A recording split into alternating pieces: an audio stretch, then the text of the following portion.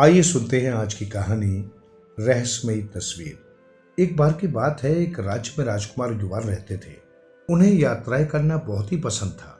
वो अलग अलग जगह भ्रमण करने जाया करते थे। उन्हें नई जगह की खोज करना काफी पसंद था। इसी तरह एक बार की बात है, जब राजकुमार युवान अपने मंत्री के साथ एक दूसरे राज्य में भ्रमण करने जाते हैं। वहां पर कुछ दिन रुकने के बाद जब वे वापस अपने राज्य की तरफ प्रस्थान कर रहे थे, तब उन्हें एक जंगल के रास्ते से होते हुए वापस आना था। उसके बाद राजकुमार युवान और वो मंत्री इतना लंबा सफर करने के बाद काफी ज्यादा थक जाते हैं। तब राजकुमार युवान कहते हैं कि हम सुबह से यात्रा कर रहे हैं, अब रात भी होने वाली है, हमें अब विश्राम कर लेना चाहिए। तब मंत्री कहता है कि जी राजकुमार, अब तो मैं भी बहुत ज्यादा थक गया हूँ, परंतु हमें रुकने के लिए कोई सुरक्षित जगह ढूंढनी होगी। तब राजकुमार युवान कहते हैं कि हाँ, आप बिल्कुल सही कहते हैं, हम थोड़ा और आगे चलकर देखते हैं। जब राजकुमार युवान और मंत्री थोड़ा आगे जाते हैं, तब उन्हें वहां पर एक बहुत ही पुरानी कुटिया नजर आती है। तब राजकुमार युवान कहते हैं कि हाँ, यह जगह बिल्कुल ठीक रहेगी, हमें आज रात यहीं पर रुकना चाहिए। तब मंत्री कहता है कि परंतु राजकुमार, मुझे तो यहाँ पर डर लग रहा है, ये कुटिया इतनी ज्यादा पुरानी है तथा ये दिखने में भी काफी डरावनी लग रही है। तब राजकुमार युवान कहते हैं कि क्या हमारे पास इसके अलावा कोई दूसरा साधन है। तब मंत्री कुछ नहीं कहता। उसके बाद राजकुमार युवान कहते हैं कि कोई बात नहीं, आप चिंता मत कीजिए, हम आपके साथ हैं, हमें आज रात यहीं पर रुकना होगा। उसके बाद राजकुमार युवान और वो मंत्री उस कुटिया के अंदर चले जाते हैं। वो कुटिया बाहर से दिखने में तो काफी साधारण सी लग रही थी, परंतु जब वे दोनों उस कुटिया के अंदर जाते हैं, तब वो कुटिया अंदर से काफी शानदार तथा काफी बड़ी नजर आ रही थी। उसके अंदर राजकुमार युवान और मंत्री देखते हैं कि वहां पर बहुत सी अनोखी तथा काफी पुरानी वस्तुएं थी। तब वो मंत्री कहता है कि राजकुमार, मुझे तो ये कुटिया कोई साधारण कुटिया नहीं लगती, पता नहीं क्यों मुझे लगता है कि जरूर इस कुटिया में बहुत से रहस्य छुपे हुए हैं। तब राजकुमार कहते हैं कि आप बिल्कुल सही कहते हैं, हमें भी यहाँ पर आने के बाद काफी कुछ अजीब लग रहा है। हमें लगता है कि यहाँ पर रखी हर वस्तु की एक अनोखी कहानी है तथा प्रत्येक वस्तु हमसे कुछ कहना चाहती है। तब वो मंत्री कहता है कि राजकुमार, मुझे यहाँ पर कुछ ठीक नहीं लग रहा है, इसलिए हमें यहाँ पर रखी किसी भी वस्तु को नहीं छूना चाहिए। कहीं ऐसा ना हो कि हम बिना वजह ही किसी मुसीबत में फंस जाए। इसलिए अच्छा होगा कि हम अभी सो जाते हैं, क्योंकि उसके बाद हमें सुबह जल्दी उठकर अपनी यात्रा आरंभ करनी होगी। तब राजकुमार कहते हैं कि ठीक है, आप विश्राम कर लीजिए, हमें अभी नींद नहीं आ रही है, हम भी थोड़ी देर बाद सोने चले जाएंगे। उसके बाद वो मंत्री वहां से चला जाता है और वही एक कक्ष में जाकर सो जाता है। तब राजकुमार वहां पर रखी जितनी भी वस्तुएं थी, उन्हें बहुत ही ध्यानपूर्वक निहारने लगते हैं। उन्हें वहां पर रखी प्रत्येक वस्तु के पीछे का रहस्य जानने की इच्छा हो रही थी। तभी राजकुमार युवान की नजर एक बड़ी सी तस्वीर पर पड़ती है। दरअसल उस एक तस्वीर के अंदर 4 हिस्से थे, जिसमें बाएं तरफ सबसे ऊपर और सबसे पहले एक जादुई जंगल की तस्वीर थी, जो कि दिखने में एक ही समय में काफी सुंदर तथा साथ ही भयानक प्रतीत हो रहा था। वहीं उसके नीचे दूसरी तस्वीर थी, जिसमें आकाश का भयानक रूप नजर आ रहा था। ऐसा लग रहा था वहां पर बहुत सारे छोटे छोटे राक्षस हैं।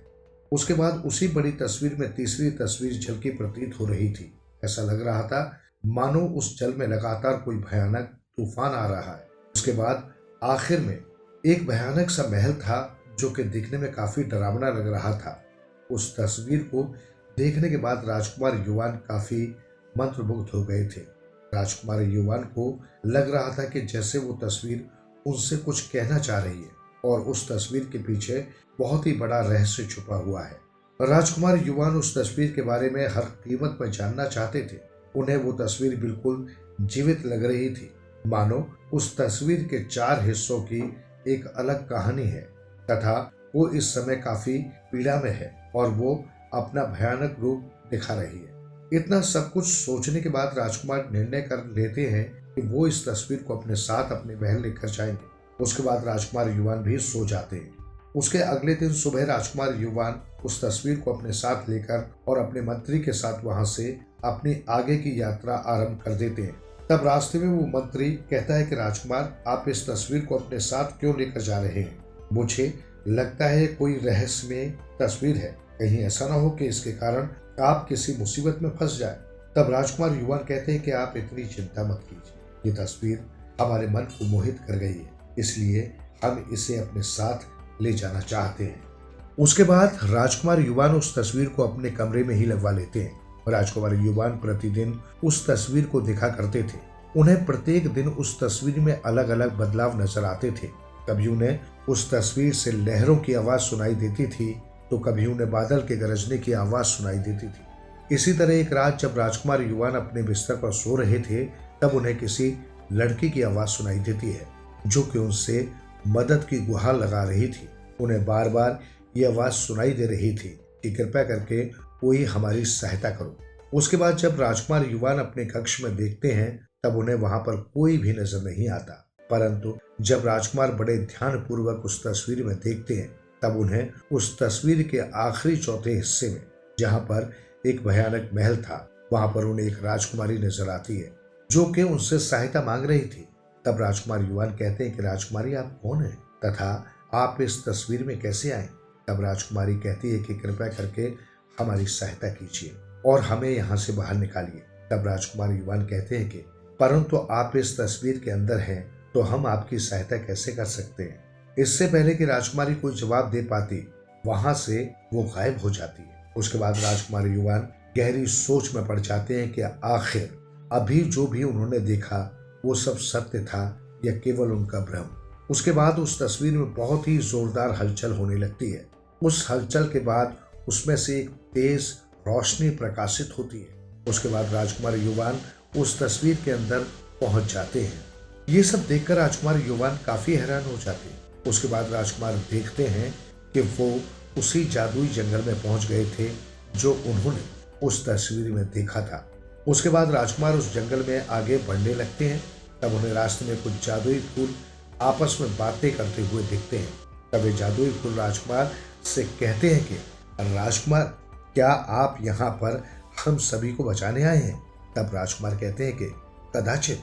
तब वो फूल कहता है, कदाचित क्या राजकुमार, क्या आप हमें यहाँ पर बचाने नहीं आए हैं? तब राजकुमार कहते हैं कि हम आप सभी को बचाना चाहते हैं, परंतु हमें कुछ भी समझ में नहीं आ रहा है कि आखिर एक तस्वीर के अंदर हम कैसे आ सकते हैं, साथ ही हम आप सभी को कैसे बचाएं? हम तो इस बारे में कुछ भी नहीं जानते। तब वे जादुई फूल कहते हैं, राजकुमार, आपको यहाँ पर 4 पड़ाव पार करने होंगे। जैसे ही आप आखिरी पड़ाव पार कर लेंगे, वैसे ही हम सभी इस श्राप से मुक्त हो जाएंगे। तब राजकुमार कहते हैं कि कैसा श्राप? तब वो जादुई फूल बताता है कि राजकुमार, हम अभी आपको कुछ नहीं बता सकते। जब आप सारे पड़ाव पार कर लेंगे, तब आपको आपके सभी प्रश्नों का उत्तर मिल जाएगा। उसके बाद वो जादुई फूल आगे बताता है कि राजकुमार, इस समय आप एक मायावी दुनिया में हैं। यहाँ पर हर जगह आपको मायावी जाल दिखेंगे, इसलिए चाहे आपके सामने कैसी भी परिस्थिति हो, आप केवल इतना स्मरण रखना कि ये सब केवल छलावा है, इसमें से कुछ भी सत्य नहीं है। यहाँ पर सब कुछ जादुई तथा मायावी है। केवल ऐसा सोचने पर ही आप उन सब का मुकाबला कर पाएंगे। उसके बाद राजकुमार कहते हैं कि हमारी सहायता करने के लिए आपका धन्यवाद। अब हम अपनी आगे की यात्रा प्रारंभ करते हैं। हम आप सभी को अवश्य ही इस मायावी जाल से बाहर निकाल कर रहेंगे। उसके बाद वो जादुई फूल कहते हैं, जी राजकुमार, हमारी सहायता करने के लिए आपका बहुत बहुत धन्यवाद। उसके बाद राजकुमार वहां से अपनी आगे की यात्रा आरंभ कर देते हैं। जब वो जंगल के अंतिम भाग पर पहुंच जाते हैं, तब उन्हें वहां पर एक बड़ा सा राक्षस नजर आता है। पहले तो उसे देखकर राजकुमार थोड़ा सा घबरा जाते हैं, परंतु बाद में उन्हें उस जादुई फूल की बात याद आती है कि यहाँ पर कुछ भी सत्य नहीं है, ये सब केवल मायावी जाल है। उसके बाद राजकुमार निडर होकर उस राक्षस का सामना करते हैं और उसके बाद उस राक्षस को खत्म कर देते हैं। उसके थोड़ी दूर जाने के बाद राजकुमार को बहुत से मेघ नजर आते हैं। उसके बाद राजकुमार उनमें से एक मेघ के ऊपर चढ़कर अपनी आगे की यात्रा आरंभ करते हैं। राजकुमार अब उस मेघ पर आसमान में उड़ते हुए आगे जाते हैं। तब उन्हें वहां पर भी कुछ मेघों के राक्षस मिलते हैं। वे राक्षस राजकुमार के ऊपर अत्यधिक वर्षा करते हैं परंतु राजकुमार उससे भी नहीं घबराते और वे उन राक्षसों का डटकर सामना करते हैं तथा उन्हें भी खत्म कर देते हैं। उसके बाद राजकुमार अपने तीसरे चरण पर पहुंच जाते हैं, जहां पर उन्हें एक विशाल समुद्र पार करना था। उसके बाद राजकुमार एक नौका में उस समुद्र को पार करने लगते हैं। जैसे ही राजकुमार समुद्र में आगे बढ़ते हैं, वैसे ही समुद्र में बहुत ही भयानक तूफान आ जाता है। समुद्र में बहुत तेज लहरें चलने लगती हैं, जिसके कारण राजकुमार समुद्र में गिर जाते हैं। उसके बाद राजकुमार बड़ी मुश्किलों से तैरकर समुद्र के किनारे पर पहुंच जाते हैं। समुद्र किनारे पहुंचकर राजकुमार बहुत ज्यादा थक जाते हैं, तो वे एक वृक्ष के नीचे विश्राम करने के बारे में विचार करते हैं। उसके बाद राजकुमार वृक्ष के नीचे थोड़ी देर विश्राम करते हैं। विश्राम करने के बाद राजकुमार युवान अपनी आगे की यात्रा आरंभ करते हैं।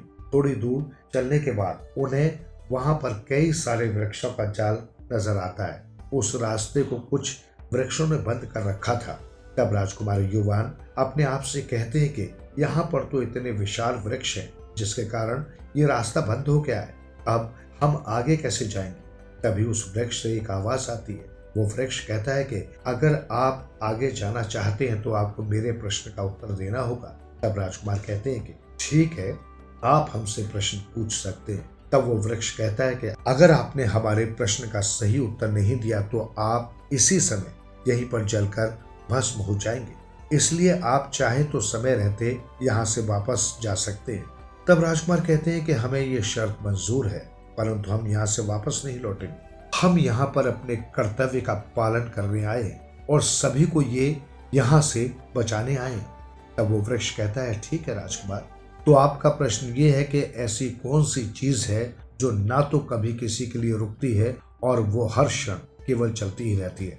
राजकुमार थोड़ी देर सोच विचार करते हैं और उसके बाद उस प्रश्न का उत्तर देते हुए कहते हैं कि इस प्रश्न का सही उत्तर समय है।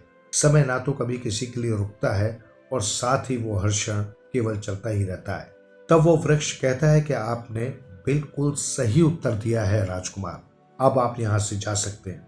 उसके बाद वे सभी वृक्ष उस रास्ते से हट जाते हैं। उसके बाद राजकुमार आसानी से उस रास्ते को पार कर लेते हैं।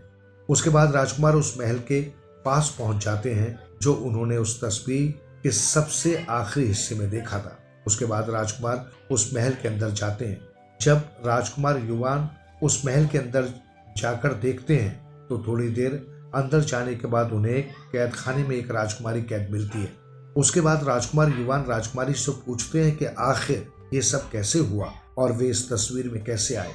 तब राजकुमारी बताती है कि उनके पड़ोसी राज्य के राजा, जो कि उनके सबसे बड़े शत्रु थे और वो एक छोटे से राज्य के राजा थे, उन्होंने हमसे कई बार युद्ध करने का प्रयास किया, परंतु वो कभी भी हमें नहीं हरा पाए। इसलिए उन राजा ने एक जादूगर की सहायता से हमारे पूरे राज्य को इस तस्वीर के अंदर कैद कर दिया।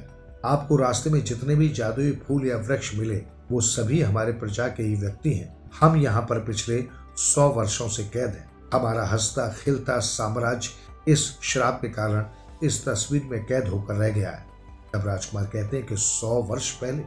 तब राजकुमारी आगे कहती है जी हाँ राजकुमार, 100 वर्ष पहले ऐसा हुआ था, परंतु हम में से किसी की भी आयु नहीं बढ़ रही। यही हमारे लिए सबसे बड़ी सजा थी। हमने इतने वर्षों से इंतजार किया कि कोई यहाँ आकर हमारी सहायता करेगा और हमें इस कैद से बाहर निकालेगा। केवल आप ही थे जिसने इस रहस्यमयी तस्वीर की हलचल सुनी, इसलिए मैंने आपसे सहायता की गुहार लगाई और उसके बाद आप हमें यहाँ पर बचाने आ गए। आपने अपनी बहादुरी से तीनों पड़ाव पार किए, अब ये अंतिम पड़ाव है। हमारी सहायता करने के लिए आपका बहुत बहुत धन्यवाद। तब राजकुमार कहते हैं कि परंतु इस अंतिम चरण को हम कैसे पार कर सकते हैं और आप सभी को यहाँ से बाहर कैसे निकालेंगे? तब राजकुमारी बताती है कि वहां पर उस जादूगर की जादुई छड़ी रखी है, आपको उसे तोड़ना होगा। उसके बाद हम सभी श्राप से मुक्त हो जाएंगे। उसके बाद राजकुमार उस जादूगर की छड़ी तोड़ देते हैं, जिसके बाद वो भयानक महल एक सुंदर से महल में परिवर्तित हो जाता है और साथ ही राजकुमारी भी उस कैद खाने से बाहर आ जाती है। तभी थोड़ी देर बाद वहां पर राजकुमारी के माता पिता यानी राजा और रानी भी आ जाते हैं। उसके बाद वे सभी मिलकर राजकुमार को उन सभी की सहायता करने के लिए धन्यवाद करते हैं। तब राजकुमार कहते हैं कि अब हम इस तस्वीर से बाहर कैसे जाएंगे? तो राजकुमारी बताती है कि जैसे ही राजकुमार ने वो छड़ी तोड़ी थी, वैसे ही वे सभी उस तस्वीर से बाहर असली दुनिया में आ गए थे। वो इस समय सीमापुर साम्राज्य में है।